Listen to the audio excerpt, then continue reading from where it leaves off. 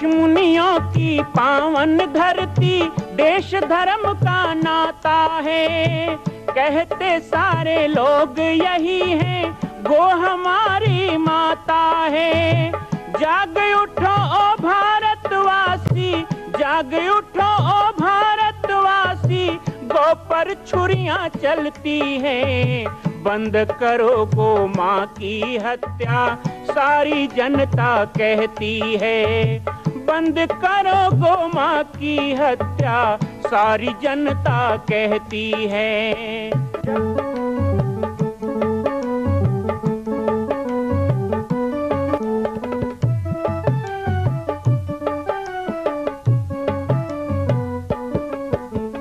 जगह जगह पर बूचड़ खाना, लाखों गौएं कटती हैं। किसे सुनाए व्यथा हमारी, नैना नीर बहाती हैं। रक्षा करना गौ माता की, रक्षा करना गौ माता की, गीता ज्ञान सिखाती है। बंद करो गो माँ की हत्या, सारी जनता कहती है। बंद करो गो माँ की हत्या, सारी जनता कहती है।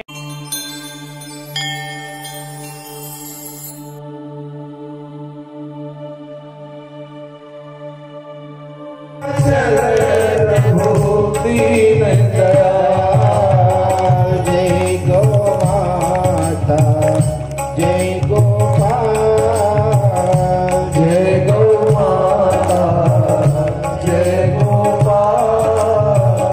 और किसको किसको गौ माता अच्छी लगती है?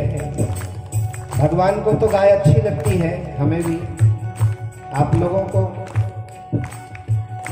काका काका घर में गाय हवा हाथ उठाओ तो सबको अच्छी लगती है ना गाय? तो प्रेम से गाइएगा।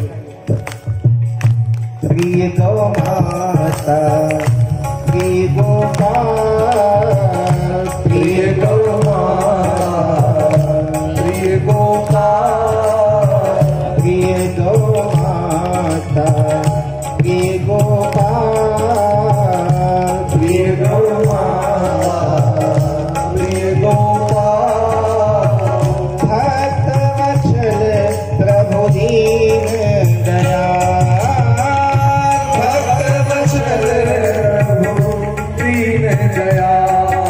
और आज के भागवत में एक संकल्प भी है। वैसे तो पूज्य महाराज श्री हमारे व्यास जी के द्वारा हर दिन आपको संकल्प दिया गया, पर एक संत के आने से संकल्प प्रबल होना चाहिए। अभी तो घर में गाय है, पर आगे भी घर में गाय हो और गायों की रक्षा हो, इसलिए एक संकल्प मेरे साथ दोहराइएगा। घर घर गाय पले गोपाल, घर घर गाय पले गोपाल, घर घर गाय पले गोपाल, घर घर गाय पले गोपाल। गाय सुखी हो हे नंदलाल, गाय सुखी हो हे नंदलाल। जय गौ माता, जय गोपाल, जय गौ माता, जय गोपाल। भक्त वत्सल प्रभु दीन दयाल, भक्त वत्सल प्रभु दीन दयाल। भक्त वत्सल प्रभु दीन दयाल, भक्त वत्सल प्रभु दीन दयाल। बोलिए गौ माता की जय, भारत माता की जय। श्रीमद् भागवत भगवान की, श्री व्यास जी महाराज की, यज्ञ भगवान की, तुलसी महारानी की जय, गीता महारानी की जय।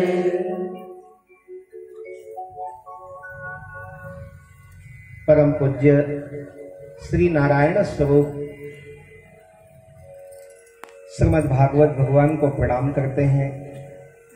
यज्ञेश्वरी रुद्रेश्वरी, रुद्रों की माता, वसुओं की दुहिता, समस्त सृष्टि की कारक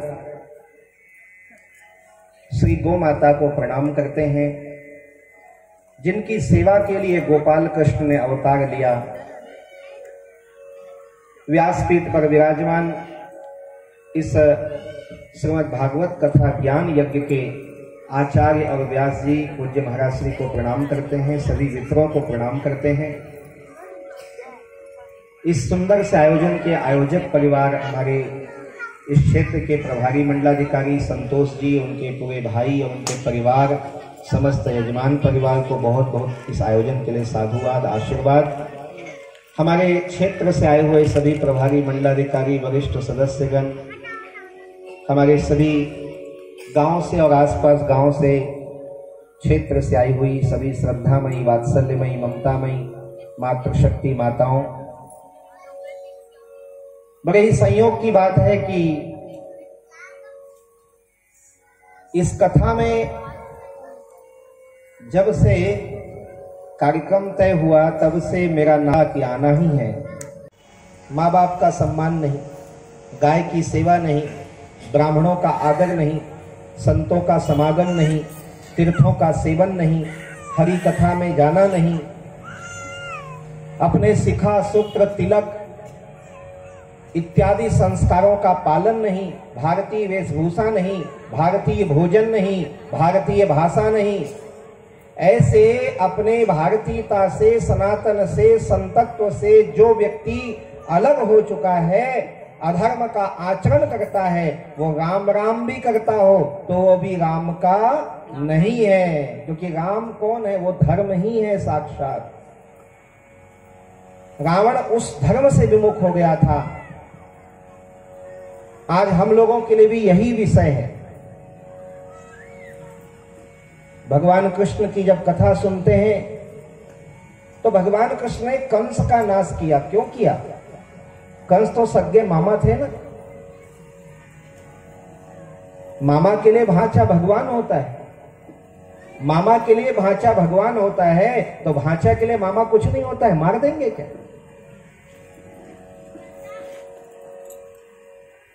उनके लिए वो सम्मान का पात्र है। मां से भी बड़ा जो डबल मां का प्यार दे, एक मां का नहीं, दो मां का प्यार दे, मां से भी ज्यादा संसार में कोई प्यार करे, उसे मां मां दो बार मां लगा के मामा बोला जाता है। लेकिन ऐसे मामा को कृष्ण ने क्यों मारा? उसका कारण क्या है? रिश्तेदारी के नाते ही छोड़ देते हैं। लेकिन कृष्ण गाथा, श्रीमद् भागवत कथा जहां प्रेम ग्रंथ है, वहीं दूसरी ओर ये ऐसे समाज के लिए शिक्षा ग्रंथ है, जो शिक्षा ग्रंथ हमें बताता है कि जब हमारे धर्म पर आपत्ति आए, हमारे धर्म पे संकट आए, जब हमारी संस्कृति पे खतरा मंडराए, तो उस समय नाते, रिश्ते, परिवार कुछ भी नहीं देखना चाहिए। केवल ये देखना चाहिए कि धर्म के पक्ष में कौन है और अधर्म के पक्ष में कौन है, फिर वो कोई भी हो। काले नाग का मर्दन, गोवर्धन पर्वत को धारण करना, चप्पल लीला कहें तो माखन चोरी, अपने ब्रज के दूध को बचाने के लिए, अपने ब्रज के दूध दही को बचाने के लिए, और अपने लोगों को दूध दही मिले। मैं भी तो गांव गांव में प्रवचन में बोलता हूं, आज लंबा चौड़ा सुनाने नहीं आया हूं, लेकिन सुने हो, सब पुराने श्रोता हो कि घर में दूध हो तो खुद दूध दही घी का उपयोग नहीं करते, बाजार का मिठाई ला के खाते हैं। जो ज्यादा पढ़े लिखे लोग हैं ना, वो करते हैं काम। जन्मदिन मनाते हैं तो घर में गौ माता के दूध का खीर बनाओ, बढ़िया घी का लड्डू बनाओ, नहीं केक खरीद के लाते हैं। ये पहले शहर में था, ये जहर अब गांव में भी आ गया है। और यहाँ जितने भी ऐसे बैठे हैं जो हैप्पी बर्थडे मनाते हैं बच्चों का, वो शुभ जन्मदिन मनाना शुरू करो। बच्चों का बर्थडे नहीं, जन्मदिन मनाना चाहिए। केक नहीं काटना चाहिए, दूध दही घी का उपयोग करना चाहिए। जब कोई अच्छे काम में जाए तो उसे दही शक्कर खिलाया जाता है कि नहीं परंपरा? दही शक्कर खिलाया जाता है। बच्चे का जन्मदिन हो तो घी का दिया जला के उसकी आरती उतारी जाती है। गोरोचन, माथे पे गोरोचन लगाया जाता है। गोरोचन ना मिले तो गोबर का भी टीका लगाओगे तो शुभ है। यज्ञ में अभी हवन में बैठेंगे तो पंचगव्य प्राशन किया जाता है। गोमाता के दूध, दही, घी, गोमूत्र, गोबर, ये 5 चीजों से बनता है पंचगव्य। इसको पिए बिना यज्ञ का आप अधिकारी नहीं हो सकते। पंचगव्य प्राशन कर, प्रायश्चित कर्म कर, यजमान वर्ण होता है। लेकिन स्थिति यही हो गई है जो ब्रज मंडल में था। ब्रज में माखन चोरी भगवान को करने की जरूरत नहीं थी, लेकिन क्यों किया? क्योंकि माखन को सीके में टांग देते थे। किसके लिए? जो कंस के पहलवान थे ना, उनको खिलाने के लिए। एक तो पैसा मिलता था, पैसे के लालच में, और दूसरा डर था कंस का, नहीं देंगे तो मार डालेगा। ये 2 कारण से सारा दही, सारा मक्खन जो था गोकुल का, वृंदावन का, वो मथुरा चला जाता था। तो भगवान ने उसको चोरी करना शुरू किया, और चोरी करके किसको खिलाया? अपने ग्वाल वालों को खिलाया।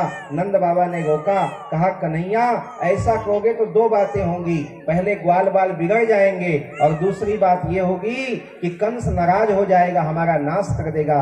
भगवान कृष्ण ने कहा बाबा, ये आपके भीतर जो बुजदिली और कायरता आई है, उसका कारण यही है कि आप कंस के दबाव में हो, आप अधर्म के दबाव में हो। बाबा एक बात कहूं, ये ग्वाल बाल जो मेरे साथ दही मक्खन खाते हैं, एक दिन यही कंस की छाती में चढ़ के कंस का नाश करेंगे, और आपको नहीं दुनिया को अभयदान प्रदान करेंगे। भगवान ने मटकी फोड़ी तो कोई बदमाशी करने के लिए किया? चोरी छिपे कई ब्रजबालाएं ले जाती, तो भगवान ने कहा कि मेरे ब्रज का मक्खन, मेरे ब्रज का दही मेरे मिट्टी में मिल जाए वो मुझे पसंद है, लेकिन किसी दुरात्मा, अधर्मी, विधर्मी, इन अत्याचारियों के पास नहीं जाना चाहिए। भगवान कृष्ण की हर लीला राष्ट्र और धर्म को सुरक्षित करने के लिए की गई। ये अच्छी बात है कि हम उनकी लीला को विभिन्न प्रकार से गाते हैं, सुनते हैं। कई जगह तो प्रदर्शनी लगती है, झांकी निकलते हैं, बहुत सारा करते हैं। कुछ टीवी सीरियल वालों ने तो छोटे से कन्हैया और छोटी सी राधा को आजकल हीरो हीरोइन टाइप प्रस्तुत कर दिया, खराब कर दिया लोगों की संस्कृति। राधा कृष्ण कितने छोटे थे, श्रीमद् भागवत कहता है। श्रीमद् भागवत में राधा शब्द नहीं है, श्रीमद् भागवत में राधा शब्द नहीं। राधा शब्द चैतन्य महाप्रभु की जो उपासना है, उस उपासना से उनको प्राप्त हुआ। लेकिन एक गोपी ऐसा है, एक गोपी का वर्णन आता है। तो श्री राधा जी और कृष्ण जी का जो अभंग विभंग प्रेम है, वो प्रेम आजकल के लोगों को समझ में नहीं आएगा। उनको समझाने का प्रयास भी गलत तरह से किया जा रहा है। आज नौनिहाल बच्चे जो सीरियल देख रहे हैं, वो यही देखते हैं कि राधा कृष्ण कौन थे, तो वो जवान जवान लड़के लड़कियों को दिखा रहे हैं कि हीरो हीरोइन टाइप वो लोग भी थे। ऐसा नहीं है। वो नित्य अभंग लीला करने वाले गोलोकवासी भगवान कृष्ण की साक्षात स्वरूपा राधा रानी है।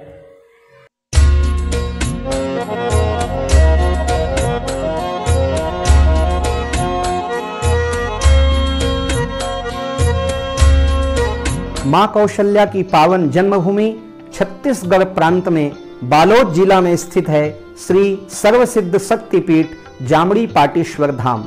परम पूज्य सद्गुरुदेव राजयोगी बाबा जी की तपस्थली श्री पाटेश्वर धाम और विश्व के अद्वितीय मां कौशल्या जन्मभूमि मंदिर निर्माण का दर्शन करने और इसी प्रकार समसामयिक विषयों पर अपना ज्ञान वर्धन करने के लिए और 10,000 गायों के लिए बनने वाले श्री हनुमान नंदीशाला गो अभ्यारण्य का समाचार प्राप्त करने के लिए आप सभी देखते रहें YouTube चैनल पर राम बालक दास, और हमारे चैनल को आप सभी सब्सक्राइब करें, घंटी का बटन दबाएं ताकि आप सूचनाओं से जुड़े रह सकें। जय श्री राम, जय गौ माता, जय गोपाल।